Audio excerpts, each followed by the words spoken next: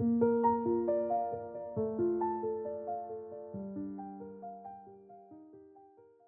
name is Victoria Michaels. I live in Anaheim, California, and I care for my husband, Robert. Well, I'm his wife, and I've been caring for him for about 9 years now. His diagnosis is Parkinson's disease, and I care for him all day long, so about 24 hours. He has a great deal of trouble with ambulation, and he's currently using a walker all over the house. And I believe that he's also experiencing, I don't believe he is experiencing dementia. And so he generally pushes his walker instead of using it to support him. So he has to be reminded to use it for support and not push it. And then also, he has a tendency to use it more like a wheelchair, so he'll sit in it and then wheel it. And so I have to remind him not to do that because it's dangerous. And he tends to want to grab every wall, every table, everything, and he doesn't pay attention to that maybe that particular wall or drawer might be dangerous to grab onto because it could fall, it can open, um, and so that's what I have to help him with mostly. I also make all the meals, make all his meals.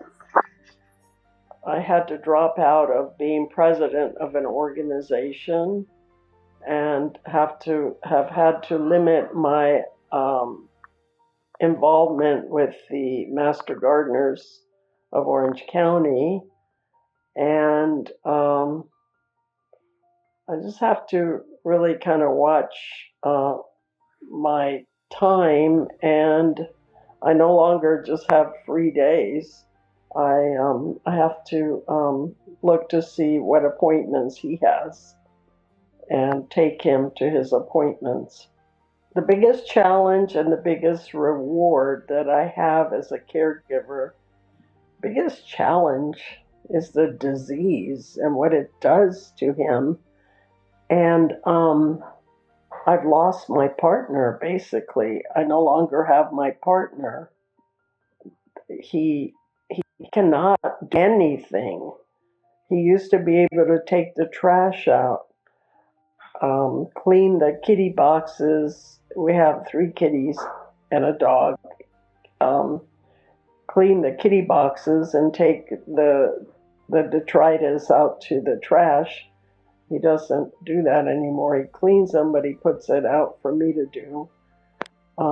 That's probably the biggest challenge is that there isn't much that he can do anymore, and I have to do it all. And so sometimes it just is so stressful. It's just incredibly stressful. The biggest reward, well, I think the biggest reward is my church and the support I get from my fellow churchgoers with prayer. That's a big reward, in that I do go to church, and I just am able to be in that milieu and try to understand what he's going through. So that's probably my biggest reward is. And also, I have to say that I was gifted 150 hours of respite. And that was a humongous reward and so very helpful to me. I just can't even tell you how rewarding that was. We do not have children. We do not have family in California. Robert's family is in Tennessee, his one remaining brother. And we have an ex-sister-in-law who I speak to from time to time. And so my biggest support system, and my family is in Costa Rica, the last remaining family I have. So my biggest support system, one is my church, just that I know I can go there and that there are ladies there that understand because they've been through this. The other support system is the our Parkinson's Care Partner Support Group, which I co-lead on the third Thursday of the month, and it's extremely cathartic to go there and speak about what's going on and hear what everybody else is going through. And my third biggest support, and not in that order, was the respite I received from the Caregivers Resource Center. I received it twice, and the first time I really didn't know how to use it as well. They said 4 hours, so I used it at 4 hours at a time. And then the second respite that we received, I learned how to use it and used it on an 8-hour basis. And the women they sent were amazing. Not all of them, but for the most part, 89, 90%. They were so kind, so understanding, knowing how to care for Robert, what to do with him. And I felt so relieved and so taken care of. Just wonderful. It's an amazing organization, and we cannot afford $37.50 an hour for caregiving. So, that was just the best gift. We don't have Medicare. We're both I'm in my late 70s and he's he's 80. And we do not have MediCal. We have Medicare. So that's, what Medicare or MediCal services we receive is we only have Medicare, and it does not pay for caregiving. It doesn't pay for much. What do I want my community leader to know about caregiving that they may not themselves know? Well, one thing is they ought to have a stint at being a caregiver so they can understand what it involves. Because it's one thing to be a social worker in an office and a community resource person and send people, but it's another if you do it yourself, then you have a better understanding of what's needed in the care of somebody with Parkinson's disease or anybody that is disabled. So I want them to have that experience of either the caregiving or the experience of being involved with somebody with disease. But I also I want Peter Wynn is the person that we relate to. I want him to know that I so appreciated him reaching out to me and giving me that 150 hours.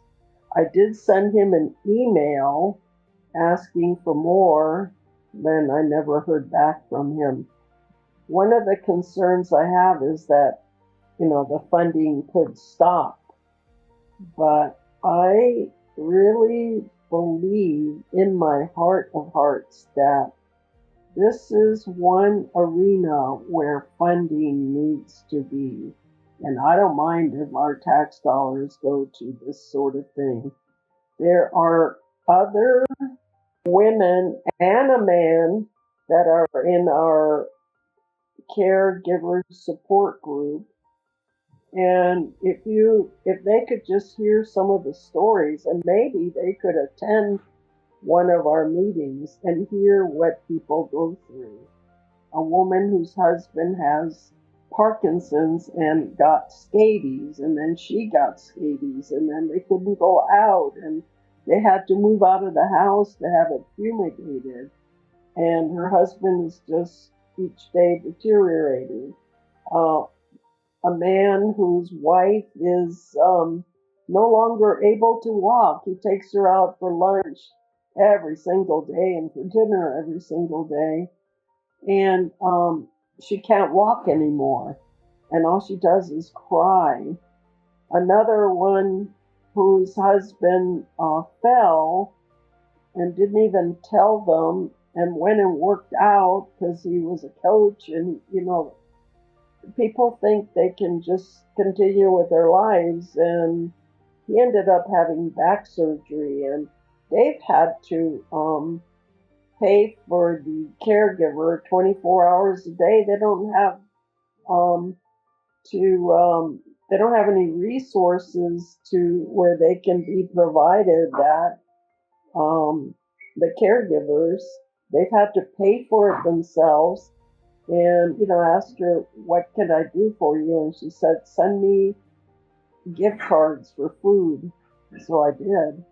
But I just don't think, I think the community leader needs to come to one of our group. I invite them, I co-lead it, and just hear what goes on with families, caregivers whose spouses have Parkinson's. Yeah, it's just been a wonderful organization. They have these lovely occasional luncheons with speakers. They have classes that they give, and this respite is so important, so important. I just really think, even if I have to write a letter to President Trump, I will, asking for funding for the Community Resource Center.